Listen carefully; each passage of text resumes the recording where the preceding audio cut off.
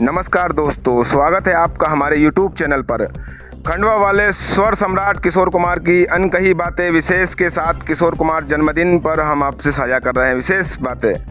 4 अगस्त को स्वर सम्राट किशोर कुमार का जन्मदिन खंडवा में बड़े धूमधाम से मनाया जाता है। स्वर सम्राट किशोर कुमार अपने माता पिता और जन्मभूमि से खंडवा से बेइंतहा प्यार करते थे। बचपन से ही हंसमुख स्वभाव, चुलबुल मस्तानापन उनके स्वभाव में था। माया नगरी मुंबई में पहुंचने के बाद भी वह अपने बचपन के दोस्तों को नहीं भूल पाए थे, न को भूल पाए थे। स्वर सम्राट किशोर कुमार ने अपने माता पिता की याद में नाम से खंडवा में गौरीकुंज नाटक गृह का निर्माण भी कराया था। वे हमेशा अपने दोस्तों के नाम फिल्मों में लिया करते थे, जैसे पड़ोसन में गफूर भाई गैस बत्ती वाले, फैजू भाई टांगे वाले, बाबू भाई रंगरेज, हुकुम भाई पान वाले और लाला जी जलेबी वालों की।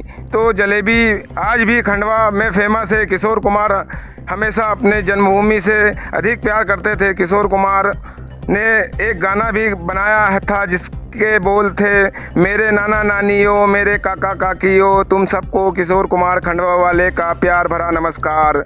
खंडवा रेलवे स्टेशन के बाहर किशोर कुमार ने अपने दोस्त रमणीक भाई के कहने पर पहला गरीबों और बाहर से आए यात्रियों के लिए रोटी सेवा केंद्र शुरू किया था, जो आज भी खंडवा शहर में स्वर सम्राट किशोर कुमार का जन्मदिन खंडवा शहर में 3 दिवसीय गौरव दिवस के रूप में मनाया जाता है। देखिए हमारी ये रिपोर्ट।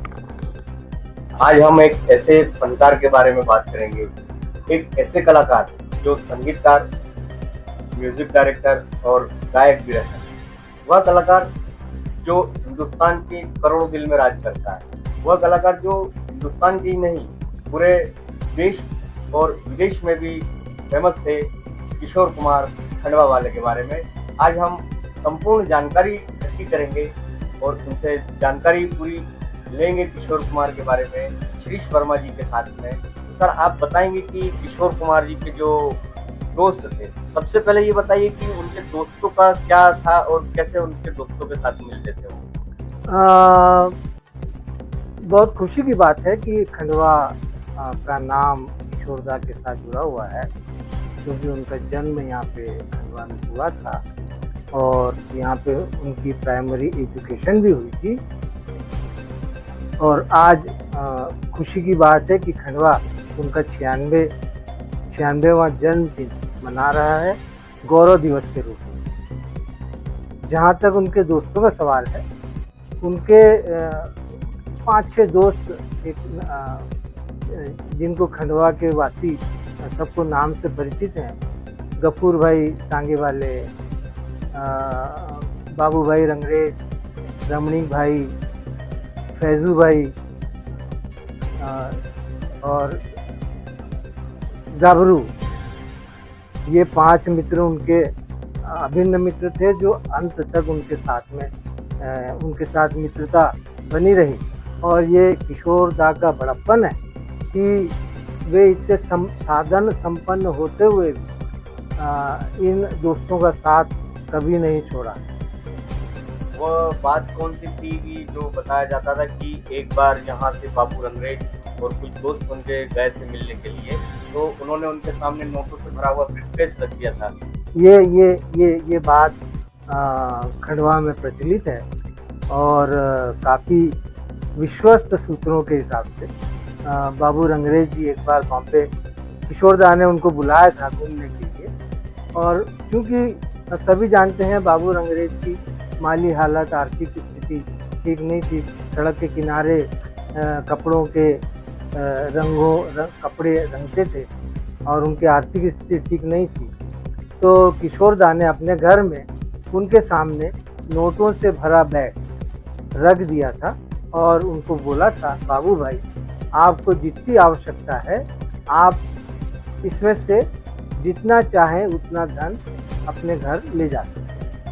मगर ये भी एक दोस्ती की मिसाल कहेंगे इसको कि बाबू भाई ने उन पैसों का लालच ना करते हुए, दोस्ती निभाते हुए ये शब्द कहे थे कि किशोर भाई, मैं किशोर भाई से मिलने आया हूँ, यहाँ पैसे लेने नहीं आया।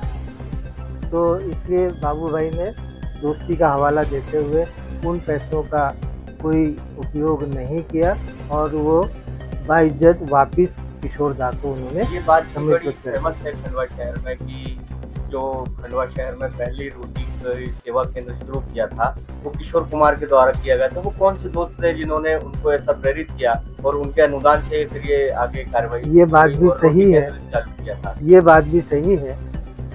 खंडवा में एक रीगल स्टोर हुआ करता है, अभी भी है। उसमें उनके प्रोप्राइटर थे रमणीक भाई। रमणीक भाई जी की दोस्ती किशोर दास से बहुत घनिष्ठ थी और वे उनके पास अक्सर बॉम्बे आते जाते थे।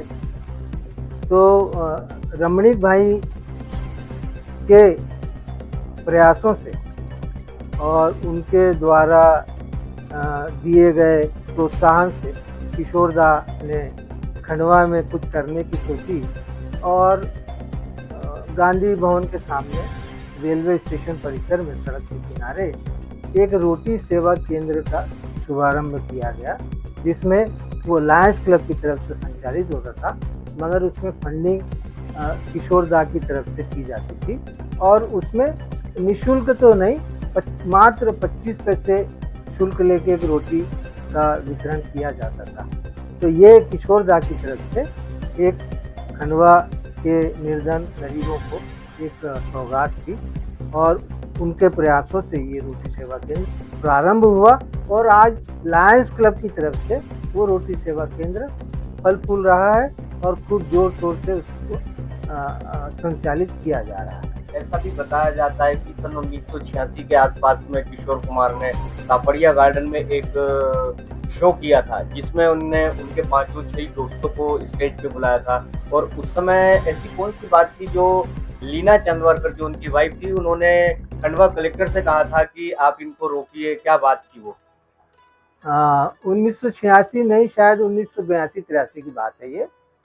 और तापड़िया किशोर कुमार असली में अपनी माताजी के नाम पर कुछ करना चाहते थे खंडवा में और उस समय अपने मित्रों से सलाह मशवरा करके और उन्होंने एक संगीत का कार्यक्रम यहाँ पे आयोजित किया था।